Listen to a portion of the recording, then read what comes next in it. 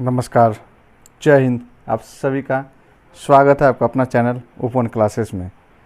Night study with me objective history के series में आज हम लोग शुरू करते हैं ईस्ट इंडिया कंपनी और बंगाल के नवाब। कुछ आवाज़ें आ सकती है गांव घर में, तो आती ही हैं। गर्मी बहुत है इधर, फ़ैन की आवाज़ें आ सकती हैं। चलिए हम लोग शुरू करते हैं ईस्ट इंडिया कंपनी और बंगाल के नवाब। कुछ इम्पोर्टेंट्स प्रश्नकोश जो है प्रीवियस ईयर पेपर देखते हैं। पूछा गया है यूपी पीसीएस मेंस 2013 में, निम्नलिखित में कौन एक मुगल सम्राट द्वारा नियुक्त बंगाल का अंतिम गवर्नर था? कौन था भाई? मुर्शिद कुली खां। डिस्क्रिप्शन देखते हैं। मुगल सम्राट फर्रुखसियर द्वारा 1717 ईस्वी में मुर्शिद कुली खां को बंगाल का गवर्नर नियुक्त किया गया। मुर्शिद कुली खां की मृत्यु के पश्चात उसका दामाद शुजाउद्दीन बंगाल का सूबेदार बना, जिसे तत्कालीन मुगल सम्राट मोहम्मद शाह रंगीला द्वारा मान्यता प्रदान की गई। अतः मुगल सम्राट द्वारा नियुक्त बंगाल का अंतिम गवर्नर मुर्शिद कुली खान था। तो आगे देखते हैं, निम्नलिखित में से कौन सा युद्ध था जिसने भारत में ब्रिटिश प्रभुत्व को प्रारंभ किया? तुम सभी जानते हैं प्लासी का युद्ध। भारत में ब्रिटिश प्रभुत्व का प्रारंभ प्लासी के युद्ध से हुआ। प्लासी के युद्ध 23 जून 1757 में रॉबर्ट क्लाइव के नेतृत्व में अंग्रेजों ने बंगाल के नवाब सिराजुद्दौला को पराजित किया। नवाब की सेना 3 राजद्रोहियों मीर जाफर, यार लतीफ़ और राय दुर्लभ की सेना का नायकत्व में थी। नवाब की एक अग्रगामी टुकड़ी के नेता मीर मदन तथा मोहनलाल थे। सहसा एक गोली से रणभूमि में ही मीर मदन मारा गया। नायब सिराजुद्दौला अपने प्रमुख अधिकारियों से मंत्रणा के दौरान मीर जाफर ने उसे पीछे हटने को कहा था। यह भी कहा था कि नवाब की सेना का नेतृत्व सेनाध्यक्षों के हाथों में छोड़ युद्ध क्षेत्र से चला जाना चाहिए। सिराजुद्दौला वापस मुर्शिदाबाद लौट गया, यही उसकी हार का कारण बना। ठीक है। प्लासी के युद्ध ने अंग्रेजों को तत्कालीन सैनिक एवं वाणिज्यिक लाभ प्रदान किए। क्या किए थे? सैनिक एवं वाणिज्यिक लाभ प्रदान किए।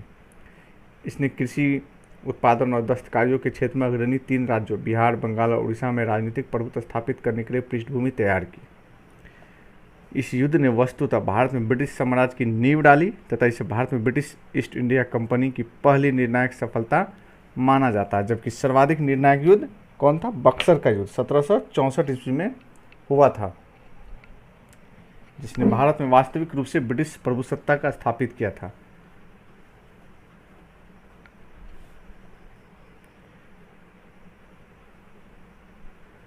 क्वेश्चन क्या था? प्रारंभ किया था ब्रिटिश प्रभुत्व को। प्रारंभ कौन किया? कब हो? किस युद्ध से? प्लासी का युद्ध। लेकिन सर्वाधिक निर्णायक युद्ध जो है ब्रिटिश प्रभुसत्ता स्थापित कौन किया? कहाँ, किस युद्ध से? तो 1764 के बक्सर युद्ध से। ये याद रखना चीज़ है कि ब्रिटिश प्रभुत्व का प्रारंभ किया गया था प्लासी के युद्ध से और प्रभुसत्ता स्थापित किया गया था बक्सर के युद्ध से 1764। चलिए आगे बढ़ते हैं। ये भी MPPCS में आया हुआ है। इंग्लैंड की ईस्ट इंडिया कंपनी की भारत में प्रथम निर्णायक सैन्य सफलता मानी जाती है। तो वही प्लासी का युद्ध। प्लासी का युद्ध लड़ा गया था वर्ष 1757 में। सिराजुद्दौला लॉर्ड क्लाइव द्वारा परास्त हुआ था। किस युद्ध में? किस युद्ध में परास्त हुआ था? ये हुआ था परास्त प्लासी के युद्ध में। भारतवर्ष में ब्रिटिश साम्राज्य का संस्थापक कौन था? Lord Robert Clive. भारतवर्ष में ब्रिटिश साम्राज्य का संस्थापक लॉर्ड रॉबर्ट क्लाइव को माना जाता है, जिसने प्लासी के युद्ध 23 जून 1757 में बंगाल के नवाब सिराजुद्दौला को पराजित कर पहली बार भारत में ब्रिटिश प्रभुत्व की नींव रखी थी। निम्नलिखित में किसे स्वर्ग से उत्पन्न सेनानायक कहा गया है? तो रॉबर्ट क्लाइव को ही। क्लाइव एक सैनिक के रूप में जननेता था। विलियम पीट का यह कथन है। किसने कहा था ये बात? विलियम पीट ने कहा था कि वह स्वर्ग से उत्पन्न सेनानायक है। कभी कभी ये आ जाता है कि स्वर्ग से उत्पन्न सेनानायक किसने कहा था? तो विलियम पीट ने कहा था। किसके लिए? तो रॉबर्ट क्लाइव के लिए। प्लासी का युद्ध मैदान कहाँ स्थित है? पश्चिम बंगाल में नदिया जिले में भागीरथी नदी के किनारे है। निम्न में से किसने अपनी राजधानी मुर्शिदाबाद से मुंगेर स्थानांतरित की थी? तो मीर कासिम ने। मीर कासिम अपनी राजधानी मुर्शिदाबाद से मुंगेर ले गया। संभवतः वह मुर्शिदाबाद के षड्यंत्रमय वातावरण तथा कलकत्ता से दूर रहना चाहता था ताकि अंग्रेजों का हस्तक्षेप अधिक नहीं हो। ये क्वेश्चन IAS में 2005 में पूछा गया था।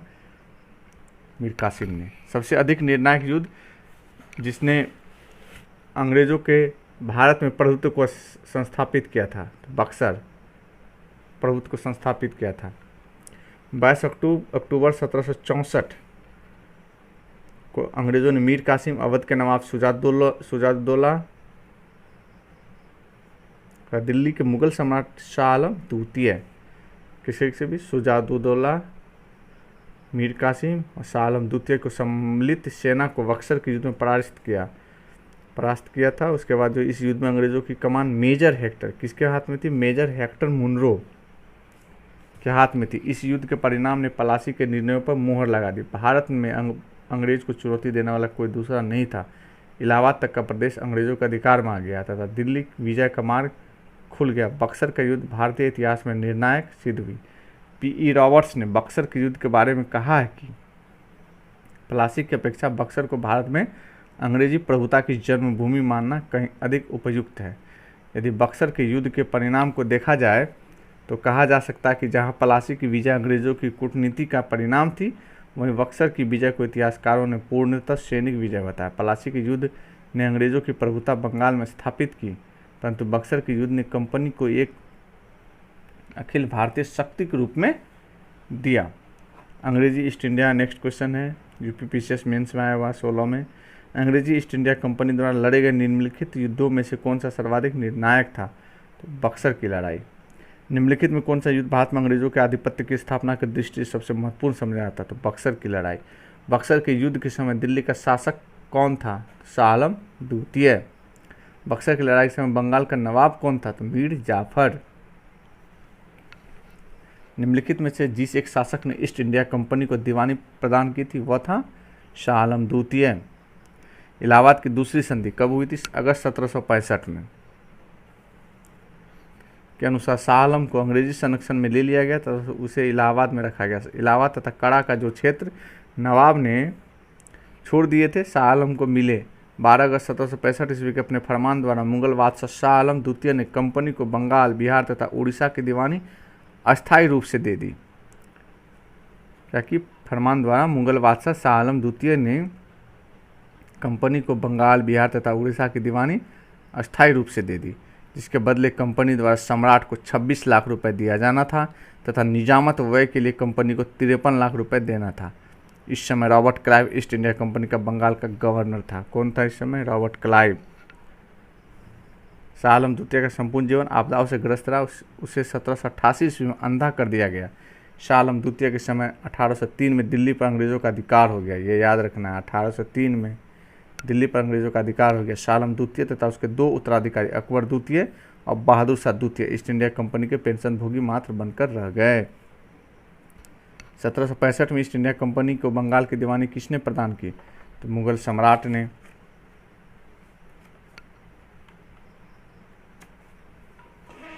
मुगल सम्राट ने दीवानी प्रदान की।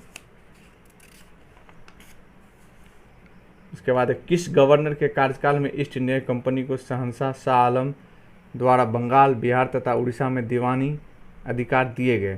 तो लॉर्ड क्लाइव। सम्राट शाह आलम द्वितीय ने ईस्ट इंडिया कंपनी को बंगाल, बिहार तथा उड़ीसा की दीवानी प्रदान की। तो 12 अगस्त 1765 में। कब प्रदान किया था? 48 से 52 BPSC में आया हुआ क्वेश्चन है। 12 अगस्त 1765 को डेट एकदम BPSC में कुछ क्वेश्चंस में डेट पूछे जाते हैं, एकदम याद रहनी चाहिए। ऑप्शन में 12 अगस्त, 18 अगस्त, 29 अगस्त और 21 अगस्त। तो एकदम डेट कंफर्म होनी चाहिए। 12 अगस्त 1765 को शाह आलम द्वितीय ने ईस्ट इंडिया कंपनी को बंगाल, बिहार तथा उड़ीसा की दीवानी प्रदान की। इलाहाबाद की संधि के बाद रॉबर्ट क्लाइव ने मुर्शिदाबाद का उपदीवान किसे बनाया था? किसे बनाया था? तो मोहम्मद रजा खान को। किसको बनाया था? मोहम्मद रजा खान को। इलाहाबाद की दूसरी संधि, ये भी 45वीं BPSC में आया हुआ है। इलाहाबाद की दूसरी संधि अगस्त 1765 में 12 अगस्त को हुआ था। के अनुसार भगोड़े सम्राट शाह आलम को अंग्रेजी संरक्षण में ले लिया गया, तो उसे इलाहाबाद में रखा गया। शाह आलम ने अपने 12 अगस्त के फरमान द्वारा कंपनी को बंगाल, बिहार, उड़ीसा की दीवानी अस्थायी रूप से दे दी, जिसके बदले कंपनी को सम्राट को 26 लाख रुपए तथा निजामत के व्यय के लिए 53 लाख रुपए देना था। इस समय कंपनी सीधे कर संग्रह करने का भार लेना चाहती थी और न ही उसके पास ऐसी क्षमता थी। कंपनी ने दीवानी कार्य के लिए 2 उप दीवान, बंगाल के लिए मोहम्मद रजा खान तथा बिहार के लिए राजा सिताब राय की नियुक्ति की। मोहम्मद रजा खान उप नाजिम के रूप में भी कार्य करते थे। इस प्रकार समस्त दीवानी तथा निजामत का कार्य भारतीयों द्वारा ही चलता था, यद्यपि अधिकार कंपनी के हाथ में था।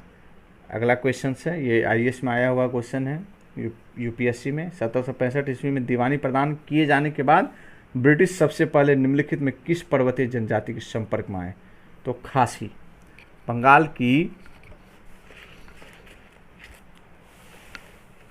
बंगाल की दीवानी प्राप्त करने के पश्चात 1765 में ब्रिटिश ने 1765 में सिलहट आए थे। कब आए थे ब्रिटिश? 1765 में सिलहट आए थे। खासी जनजाति के लोग चावल, नमक एवं सूखी मछलियों के बदले रेशम, सूती सामान, लोहा, मोम, मधु एवं सींग का व्यापार करने हेतु सिलहट की सीमा पर पंडुआ मारते थे। खासी पर्वतों में पाए जाने वाले चूना पत्थर का उपयोग तब बंगाल में चूना पत्थर की मांग की पूर्ति हेतु किया जाता था। कुछ समय पश्चात ईस्ट इंडिया कंपनी के ब्रिटिश अधिकारी चूना पत्थर का व्यापार करने लगे, जिससे वे खासी जनजाति के संपर्क में आए। अगला क्वेश्चन भी IAS में आया हुआ है। 18वें शतक में भारत में लड़े गए युद्धों का निम्नलिखित में सही कालानुक्रम क्या है? तो सही कालानुक्रम होगा अंबर युद्ध, उसके बाद प्लासी युद्ध, उसके बाद वांडीवास युद्ध, फिर बक्सर का युद्ध। तो 18वीं शताब्दी में भारत में लड़े गए प्रश्नगत युद्धों का सही कालानुक्रम क्या है? जो प्रश्न का ऑप्शन है उसी का इसलिए प्रश्नगत। अंबर के युद्ध अगस्त 1749 में मुजफ्फर जंग, चंदा साहब तथा फ्रांसीसियों की संयुक्त सेनाओं ने वेलूर के समीप अंबर या अम्बूर नामक स्थान पर कर्नाटक के नवाब अनवरुद्दीन को पराजित कर उसकी हत्या कर दी। मुजफ्फर जंग दक्कन का सूबेदार बन गया। इस उपलक्ष्य में उसने अपने हितकारी डुप्ले को कृष्णा नदी के दक्षिणी भाग के मुगल प्रदेशों का गवर्नर नियुक्त कर दिया तथा उत्तरी सरकार के कुछ जिले भी फ्रांसीसियों को दे दिए। इसके अतिरिक्त मुजफ्फर जंग की प्रार्थना पर एक फ्रेंच सेना की टुकड़ी बुस्सी के नेतृत्व में हैदराबाद में तैनात कर दी गई। प्लासी युद्ध, इसके बाद देखते हैं हम लोग प्लासी युद्ध 1757 अंग्रेजों तथा बंगाल के नवाब सिराजुद्दौला के मध्य युद्ध के परिणाम स्वरूप अंग्रेजों का पूरे बंगाल पर नियंत्रण हो गया। क्लाइव ने मीर जाफर को बंगाल का नवाब बनाया। नवाब बनने के बाद मीर जाफर ने अंग्रेजों को उनकी सेवाओं के लिए 24 परगनों की जमींदारी से पुरस्कृत किया और क्लाइव को 2,34,000 पाउंड की निजी भेंट दी। वांडीवास युद्ध जनवरी 1760 अंग्रेजों तथा फ्रांसीसियों के मध्य युद्ध में फ्रांसीसी पराजित हुए। अंग्रेजी सेना का नेतृत्व सर आयरकुट ने, जबकि फ्रांसीसी सेना का नेतृत्व काउंट टिलाली ने किया। ठीक है, इसमें एक बोल सकते हैं कि आयर ने काउंट टिलाली का लाली निकाल दिया, कूट दिया। चलिए आगे बढ़ते हैं। वांडीवास का युद्ध जनवरी 1760 में हुआ था, ये याद रखना है डेट। ठीक है, खासकर पीछे इसमें एकदम ईस्वी, डेट, मंथ पूरा ध्यान से। बक्सर का युद्ध अक्टूबर 1764 में मीर कासिम अवध के नवाब सिराजुद्दौला एवं मुगल सम्राट शाह आलम द्वितीय की संयुक्त सेना तथा अंग्रेजों के मध्य युद्ध में अंग्रेजी विजयी रहे। इस युद्ध में अंग्रेजी सेना का नेतृत्व किसने किया था? आगे पर पीछे पढ़े थे हम लोग, हेक्टर मुनरो ने किया था। बक्सर के युद्ध ने प्लासी के निर्णयों पर मुहर लगा दी। अब आगे बढ़ते हैं हम लोग। उस फ्रांसीसी सेनापति का नाम बताइए जो 1707 के वांडीवास युद्ध में पराजित हुए। कौन पराजित हुआ था? काउंट लाली। आयर ने लाली को कूट दिया, आयरकुट ने। ठीक है, फ्रांसीसी थे ये सेनापति काउंट लाली। वांडीवास के युद्ध 1760 में, अगला प्रश्न है, वांडीवास के युद्ध 1760 में किससे किसके मध्य हुआ था? तो ब्रिटिश ने फ्रेंच को हराया। ब्रिटिश ने फ्रेंच को हराया। निम्नलिखित में कौन सा युग्म सही सुमेलित है? ठीक है, तो सही सुमेलित है, इसको देखना है। तो ये सही इस ऑप्शन में IAS में आया हुआ है 95 में। वांडीवास का युद्ध सही सुमेलित है, फ्रांसीसी विरुद्ध ईस्ट इंडिया कंपनी।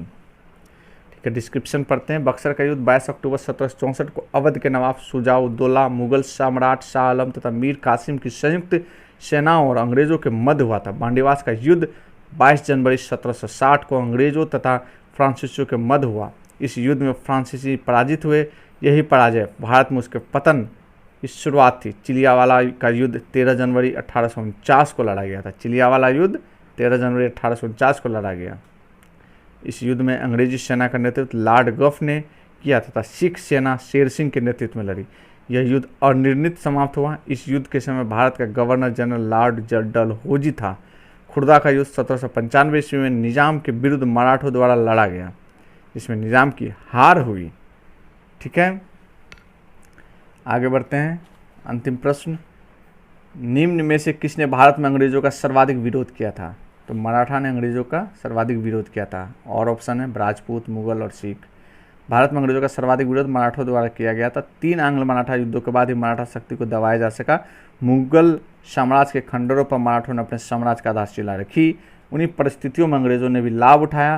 प्रथम आंग्ल मराठा युद्ध में अंग्रेजों को मुक्ति खानी पड़ी। शालाबाई की संधि से प्रथम युद्ध बंद हुआ।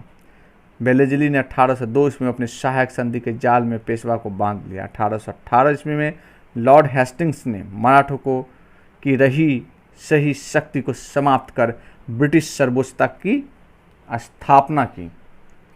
ठीक है, इस प्रकार ये चैप्टर्स समाप्त हुए। इससे जो भी प्रश्न अभी तक पूछे गए हैं एग्जाम में, विभिन्न पीसीएस आईएएस एग्जाम में, सभी को हम लोगों ने देखा, उसका डिस्क्रिप्शन को भी देखा।